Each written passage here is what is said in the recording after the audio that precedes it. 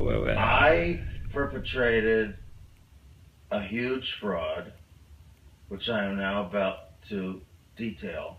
Okay. Involving the United States government and NASA. All right. And I'm sure you've heard the rumors. The moon landing hoax? That's right. That the moon landing was fake. The moon landings all were fake. And I was the person who filmed it. You're serious? And okay. I am serious. I'm dead serious. Because I only have this certain amount of time with you, and I'll talk about whatever you want. You know, this isn't some type of joke or no, it's not film within a film thing. It's not a joke. Nope. Okay.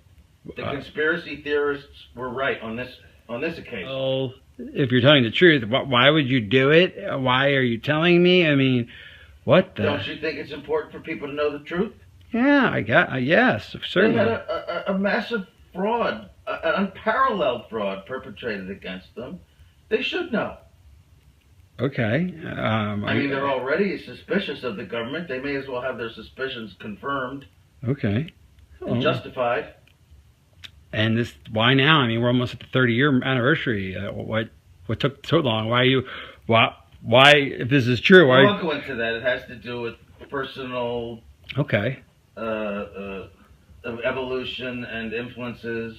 So what was the? But it was easy for me because, well, first of all, I didn't think a whole lot about the morality of it. As I said, if I had, I might have been more hesitant, more stifled in my work, but I didn't, and I could see that Neil was actually.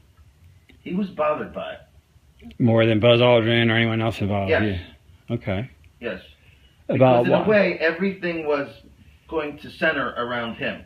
He was the one who was supposed to come down off the ladder and announce the step for mankind and what have you.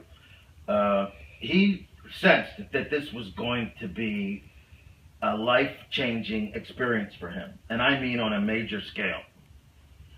Actually, he was rather tortured by it the rest of his life. Really? I mean, is that why you didn't give interviews? Yes, and in fact, that actually began to affect my own perception of it. Watching what happened to him. Sure. He was depressed. He was drinking heavily, bitter, scared, just phobic, avoiding people. Wow, what would he say? I mean, did he explain the source of his depression? He was on the verge of tears. He did not cry. I won't say he cried, but he was on the verge of tears so many times because of what he did. I mean, what he participated in. It's almost as if he thought up the idea, you know? Right. He felt that guilt. He was almost used, really. Okay. But he's the one who felt the guilt. I'm sure NASA did not feel that much guilt. Okay. So why did Armstrong go? I mean, he was such a moral, principled man. Why would he go on a fake moon mission? I don't believe that. They led him to perform the miracle of going to the moon. And yes, he would be in the saddle. You're saying they sincerely thought that they would really get there within a few years? I believe, yes, they did think so. Although some didn't. There was a difference of opinion. There were some that just believed honestly that we will never be able to get there. There's just no chance. Some people didn't believe that you could go even? Well, Werner von Braun, of course, didn't think so. The director didn't think so? The man was just too brilliant. He knew that we couldn't do it.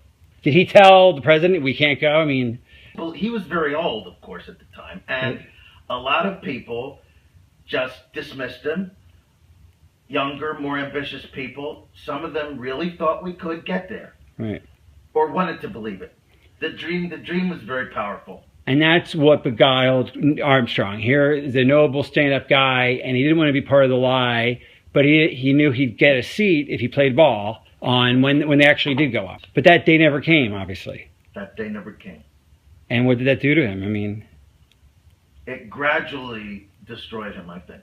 The last conversation you had was about 3 months ago. Right. And he said that you're a media guy, you got to tell the truth one day. I mean, obviously the government said it will kill you if you say anything. I mean, that's a standard top secret. sort of penalty. It's understood, even if it's not said. Right, but they did say it to you, I presume.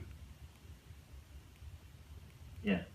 They did. Yeah, it was said. So why are you? So can't this get you killed? Well, that's why I'm delaying it. Well, this is not going to be seen until because of our 15 years after my death. So now that's why you have to sign the NDA and all these. Okay. That's right. All right. Well, that makes sense now. Okay, I understand that now. All right. It should be known, but I want there to be some kind of cushion for my family. 15 years seems like a good number. Okay. All right. After my death, 15 years after my death.